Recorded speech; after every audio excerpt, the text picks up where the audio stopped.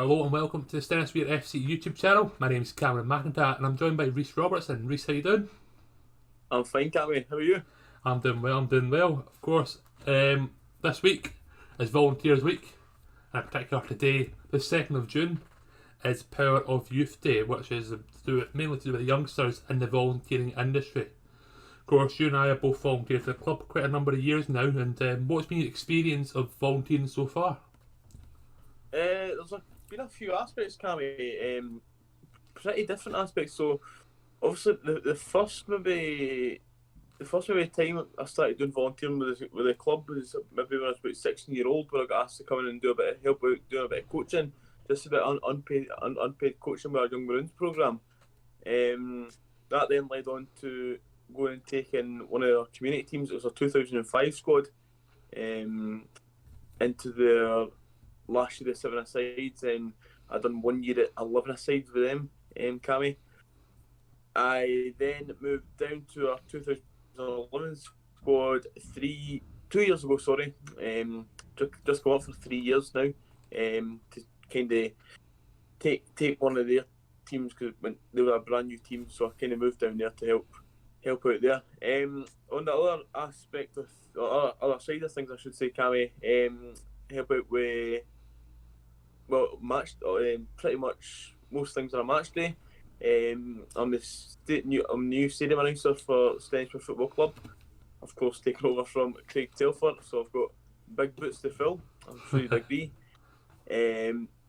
Also run the match day Twitter, so just basically giving fans live updates of the game, any substitutions, goals, yellow, red cards, and post game. When we can, due to COVID restrictions, we do post-match interviews as well with the managers and any players. Yeah, a long list there. Of course, I myself, I've done a bit of coaching with the club in the past, a bit of refereeing too at the kind of community events where we've had like the Stevie Burns Memorial and stuff like that as well. But I've mainly done you're talking there about doing Twitter and stuff. I've done the kind of other side of the match day content, the more the content creation side of things. So, for up until the season just gone there, I'd be filming the games home and away, and then editing them down, and then posting them as highlights. But of course, this season I've done the commentary alongside John Fernandez and Craig G. Telfer, who was a stadium announcer as you mentioned there. But also, in addition to that, I've been helping run the Instagram page for a couple of years now. We do have somebody else in to do that now, as part of more volunteers coming into the club to help with the media team. And in addition to that, going forward anyway, there'll be extra things coming in on terms of the more, you could say, online creation stuff, video wise, or maybe even stream wise, which is yet to be announced. But of course, you were mentioning there about your experience, or all your volunteering stuff you've done. What made you get into volunteering? I think it was pretty much, I was, one, free on a Saturday, I wasn't doing anything, and two, I'm at the games anyway, so I'm going to be at the games. I'll get in for nothing. I'm coming to I'm getting into the games for nothing. I'm more than happy, because I know how much volunteers mean to club, not just Stenosphere, but clubs like Stenosphere. I know how big volunteers are, so I'm like, if I can give a hand to my local team, the team I've supported for years, I'm more than happy to do it. But I'm sure you'd be exactly similar. Yeah, I remember. Well, it was November 2017 when we both started. There was just an article on the website asking for somebody to come doing the camera operator. It was expense paid, so all expenses would be paid, especially going to away games and whatnot. And I got involved with the club, and at times, it took a bit of time getting used to doing the filming, because you think filming football games is easy, but then you've got to concentrate on where the ball is and whatnot, and also doing the interviews and editing. It is a bit of a process to understand at first, but then you get used to it eventually. And also, we pushed more on the content creation side, especially with YouTube. We've done a lot more interviews, which the season we came in, we done the player profiles with the 2017-18 squad, I think it was.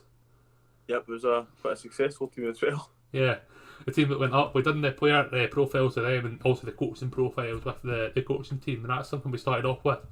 We haven't done something similar to that since, but we've got this season. We did do interviews with majority of the players last season. There's a few players that avoided us. We're not going to go into really. Chris Kane, injured at the start of the season, avoided us, but good lad he is anyway.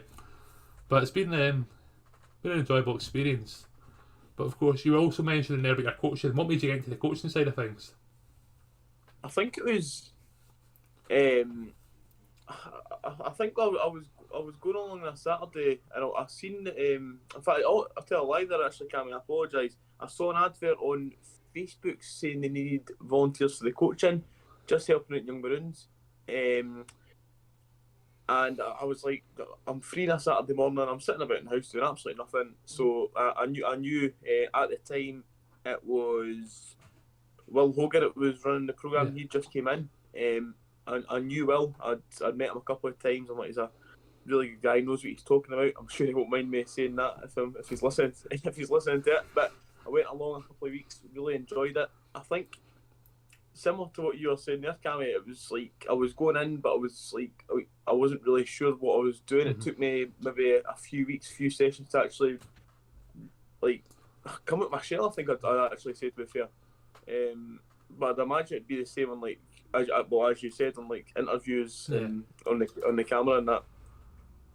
Yeah, I think one of the things, well, you were saying the coaching is when you come into that, of course, I don't think they're going to chuck you straight in the deep end. Taking the whole session yourself. Do you think that kind of helps you with, with the volunteering and become a bit more confident to take the teams? Definitely. I think that one of the benefits we've got actually quite a really strong pool of coaches as well. Like really experienced coaches, so you never actually will get chucked in at the deep end, as you said, and you always get put in with somebody. Somebody that knows what they're doing, somebody who's been there for a while. I think it's getting to the point where there's new people coming in, and they're kind of getting left with me. Whether that's a good thing or not, I don't know. But I'm really enjoying it, Cammy. Back now isn't the next question. How have you found working with them? Like, I'd assume most of them might be younger than yourself. How you find that working with younger volunteers than yourself? No, I think.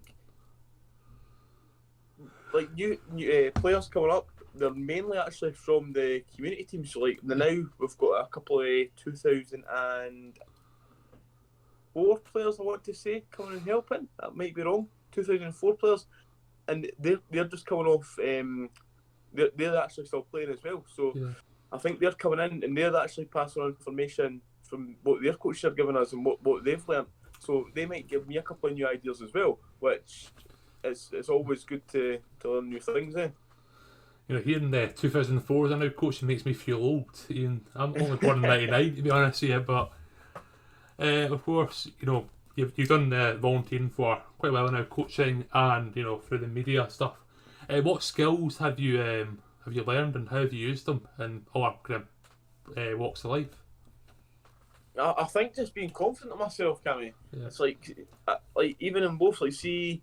When I started doing the stadium announcing, it was like just I couldn't really go in and make an announcement and be all quiet, and I just basically had to just go and be confident. It's harder than obviously than it looks, especially even doing interviews. Like, see if you're talking to new players you've never spoke to before, or like a manager you've never spoke before. I'm sure you'll agree with that. Yeah. Like you don't know how long. I know like. For example, Dave Evans, our last manager, spoke for. You could ask him one question and he'd cover about 3 answers. Yeah. But then, like Colin McMenamin, I'm sure it was, give you an answer, and it was like a 30-second answer. So you have to actually just you get to learn stuff like that, eh? But I think that being confident myself is pretty much the main skill I've learned. Yeah, I have to agree with that. And, of course, you've been on the Twitter and you saw me saying this in there, but I said I've been behind the camera for most of my stuff. You want to be asking questions or filming games, but of course with the kind of pandemic, I've still not been in front of the camera, but I've been more talking for the full game. I don't think that's something I would have done 5 years ago now, but since coming with the volunteering, doing the work, the club, asking doing interviews with the players, coaches. I think you build a bit of confidence, which does lead into all walks of life. Because I think, I've had a few interviews recently, and the praisement being quite confident. And I think that's coming from being able to do stuff with the club, volunteering wise. I think that's kind of going hand in hand. I've learned the skills of the Warriors. Be more confident myself, be more sure, and it goes into other things that helps me in life. So that's something you think is similar to yourself? I think it does. Like, I had a job interview. Must be last August it was, and I felt like that. Like, I actually felt, because I'm talking to new people every week. Yeah. Like every pre-season, I'm actually finding that talking to new people's is really easy. Like, obviously, see if I'm taking a new group at the coaching as well, I need to talk to new people, big groups of people as well, which I think maybe 5 years ago I couldn't do. But I think for you, like, see working with like people like Craig Telfer, who's done work on the telly, and John Fernandez, who's worked with BBC. I think it must help you as well, because they can pass on pointers and help when you're not so sure. Yeah, of course. There might be some people out there who are wanting to get into volunteering but not too sure about it, because it could be a confidence thing. It could be they're just unsure about what they want to do. Do you have any words of advice for them? I think just don't hold back. Basically, just go and try it. See if it's not for you. I've seen a couple of people, like, they've said, no, listen, it's not for me. But a couple of people came in, maybe been hesitant about coming in, but they've stuck at it. They've got involved, and they've basically done what I've done. They've just kept coming along and got really into it. Yeah, I think you see it all the time where volunteering is not just the coaching or media. It could be anything really. We've been doing the home deliveries for the grocery shopping the last I think 15 months now. That's volunteering, something like that. And also other stuff too. You could have stuff by the Falkirk Community Trust or the Tri-County Sports Club. It's just anything really. Can classify as volunteering. Just get yourself involved. Especially from what I'd on at the start, like, see, even match days.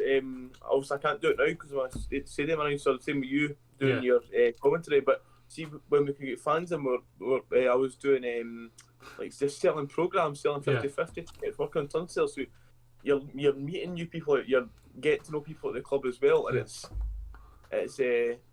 really good. Even see if you can go in and meet one person that you wouldn't have known before, and you make a friend. Yeah, it's basically it's one person you've not known before as well.